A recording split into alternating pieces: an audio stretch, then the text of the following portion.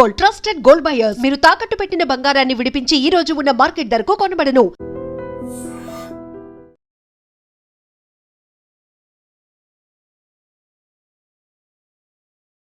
తమిళనాడు ముఖ్యమంత్రి జోసెఫ్ విజయ్ పాలనలో తన మార్కు చూపిస్తున్నాడు.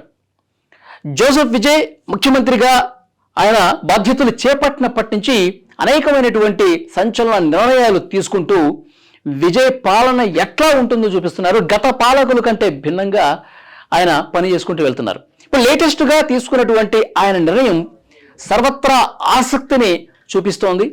తమిళ ప్రజలందరూ కూడా ఇలాంటి నిర్ణయాలు కదా కావాల్సిందని చెప్పి అంటా ఉన్నారు. ఏంటంటే ఇప్పుడు అవినీతి ఇష్టారీతన జరిగిందండి. గత పాలకులు ఉన్న టైంలో దశాబ్దాల కాలంగా ప్రభుత్వ శాఖల్లో అవినీతి వేళ్ళూనికిపోయింది. విజయ్ కూడా ఆయన చాలా స్పష్టంగా ఎన్నికల సందర్భంగా హామీ ఇచ్చాడు. అవినీతి రహిత తమిళనాడును చూపిస్తాను అని చెప్పి చాలా స్పష్టంగా హామీ ఇచ్చినటువంటి పరిస్థితి ఉంది. సో దాంట్లో భాగంగానే ఇవాళ ఒక కీలకమైనటువంటి నిర్ణయం తీసుకున్నారు.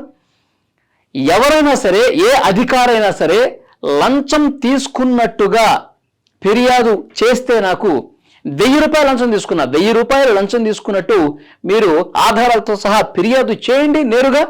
అలా ఎవరైతే ఫిర్యాదు చేస్తారో వాళ్ళకి నేను 1,00,000 రూపాయలు ఇస్తా. ఇది రూపొందించినటువంటి పాలసీ.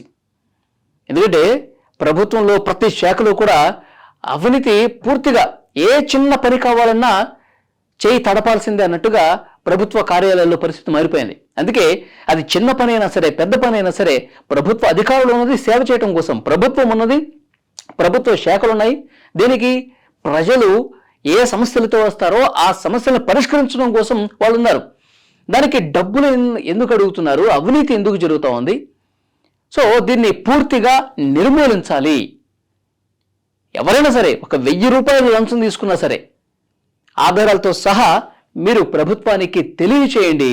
తెలియజేస్తే మీకు 1,00,000 రూపాయలు బహుమతిగా ఇస్తాం. అలాగే ఆ అవినీతి చేసినటువంటి అధికారిని కూడా పూర్తిగా అక్కడి నుంచి సస్పెండ్ చేసే ప్రయత్నం చేస్తాం. మళ్ళీ అవినీతి చేయటానికి, మళ్ళీ లంచం అడగటానికి భయపడే విధంగా అలాంటి కఠినమైనటువంటి చట్టాలను కూడా రూపొందించే పనిలో ప్రస్తుతం జోసెఫ్ విజయ్ ఉన్నట్టుగా తెలుస్తోంది. ప్రతి కార్యాలయంలో, ఏది రిజిస్ట్రేషన్ల శాఖ కావచ్చు, రెవెన్యూ శాఖ కావచ్చు, తర్వాత పోలీస్ డిపార్ట్మెంటు, ఇట్లా ప్రతి శాఖలో కూడా అవినీతి వేళ్ళూనికిపోయింది. ముఖ్యంగా ట్రాన్స్పోర్ట్ డిపార్ట్మెంట్లో.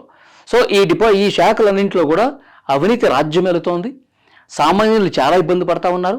1000 రూపాయలు లంచాలు ఇవ్వాల్సినటువంటి దుస్థితి ఏర్పడింది.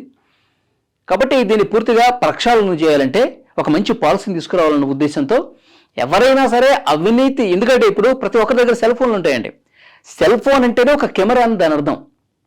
సో గుట్టు చప్పుడు కాకుండా ఎవరు లంచం అడిగినా ఫోన్లో అడిగితే రికార్డ్ చేయండి, నేరుగా అడిగితే కెమెరా ఆన్ చేసి రికార్డ్ చేయండి. వాళ్ళకి తెలియకుండా నేరుగా ఒక హెల్ప్ లైన్ నెంబర్ ఇస్తారంట. ఆ నెంబర్కి ఫోన్ చేసి చెప్పొచ్చు, ఆధారాలు ఇవ్వచ్చు. ఆన్లైన్ పోర్టల్ ఒకటి ఉంటుంది. ఏ ఆఫీసరు మీరు ఎక్కడ కలిశారు, ఎంత అడిగాడు, దానికి సంబంధించిన ఆధారాలన్నీ కూడా ఆన్లైన్లో అప్లోడ్ చేసే విధంగా ఒక పోర్టల్ను కూడా తీసుకొస్తా ఉన్నారు. ఫోన్ నెంబర్ పెడతా ఉన్నారు, ఆన్లైన్ పోర్టల్ ఉంటుంది, నేరుగా లెటర్ రాసి పంపించేటువంటి ఫెసిలిటీ కూడా ఉంది. అలా ఎవరైతే ఆధారాలతో సహా పంపిస్తారో వాళ్ళకి 1,00,000 రూపాయలు బహుమతి ఇవ్వటమే కాకుండా అధికారుల మీద చర్యలు తీసుకుంటాం అని చాలా స్పష్టంగా చెప్తున్నారు. ఇంకోటి ఏంటంటే ప్రభుత్వ కాంట్రాక్టులు ఉంటాయి కదా, టెండర్లు కావచ్చు, కాంట్రాక్టులు కావచ్చు, ప్రభుత్వ ఉద్యోగుల నియామకం కావచ్చు, ఇలాంటి వాటిల్లోనే ఎక్కువగా అవినీతి జరుగుతూ ఉంటుంది.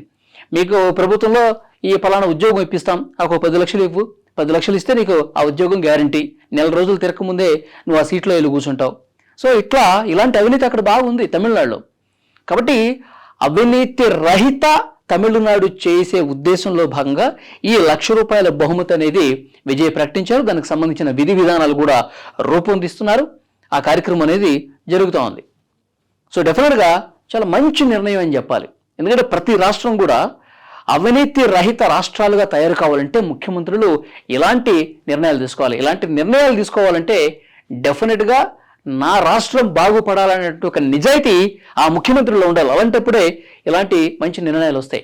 దీన్ని స్ఫూర్తిగా తీసుకోవాలి. వయసులో చిన్నవాడైనా సరే, మొదటిసారి ముఖ్యమంత్రి అయినా సరే, పరిపాలనలో అసలు అనుభవం లేనివాడైనా సరే, మంచి నిర్ణయాలు తీసుకుంటున్నాడు. ఎందుకంటే అతనిలో ఒక నిజాయితీ ఉంది. నా రాష్ట్రాన్ని నేను బాగు చేసుకోవాలి, నా ప్రజలకు ఎలాంటి కష్టం కలగకూడదు అన్న ఒక మంచి మనసు విజయ్లో ఉంది. కాబట్టి ఆయన తీసుకున్న నిర్ణయాలు కూడా అంత సంచలనంగా మారుతున్నటువంటి పరిస్థితి ఉంది.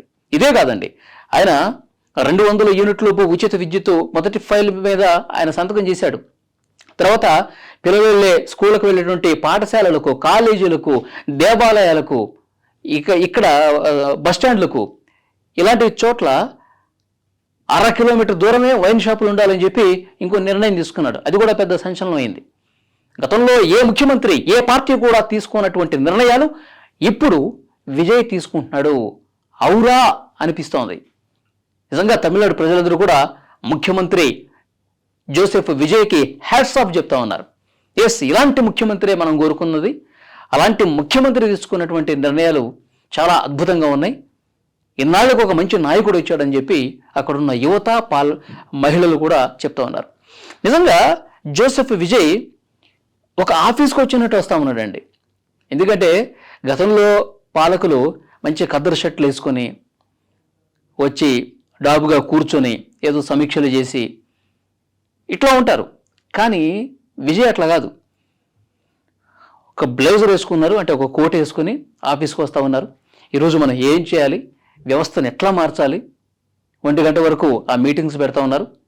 1 గంటకి తన ఇంటి దగ్గర నుంచి ఒక క్యారేజ్ తీసుకొస్తా ఉన్నాడండి. రెగ్యులర్గా మనం ఆఫీసులకి వెళ్ళినప్పుడు ఎంప్లాయీస్ అందరూ కూడా ఎలా టైంకి వెళ్ళటం, టైంకి భోజనం చేయటం, మళ్ళీ వర్క్ మీద దృష్టి పెట్టడం ఎట్లా చేస్తారో ఒక ఆఫీసరు, సేమ్ అదే తరహాలో ఒకే ఒక్కడు అర్జున్ గారి సినిమా ఉంది కదా, సేమ్ అలాంటి వన్ డే సీఎం ఉన్నాడు కదా. సో అట్లా ఒక నిబద్ధతగా రాష్ట్రం పట్ల ఒక ప్రేమతో పరిపాలన చేస్తున్నాడు విజయ్. సో నిజంగా ఇంకా అద్భుతమైనటువంటి నిర్ణయాలు తీసుకొని పాలనలో మంచి పట్టు సాధించి తమిళ ప్రజల ఆకాంక్షల మేరకు ఆయన పాలన అందించాలని మనం కోరుకుందాం. తమిళనాడు అభివృద్ధికి శాయశక్తులు, ఎందుకంటే ప్రజలు ఆ మ్యాండేట్ ఇచ్చారు. ఎస్, ఒకసారి విజయ్ని మనం చూద్దాం ఆయన ఎట్లా చేస్తాడని చెప్పి ఆయన మీద ఎంతో నమ్మకం పెట్టుకున్నారు. కాబట్టి ఆ నమ్మకాన్ని నిలబెట్టుకునే విధంగానే ఆయన పరిపాలన సాగుతుంది అనడానికి ఆయన తీసుకున్నటువంటి నిర్ణయాలే నిదర్శనంగా కనిపిస్తూ ఉన్నాయి. ఈ వీడియో మీద తప్పకుండా మీ అభిప్రాయం కామెంట్ చేయండి.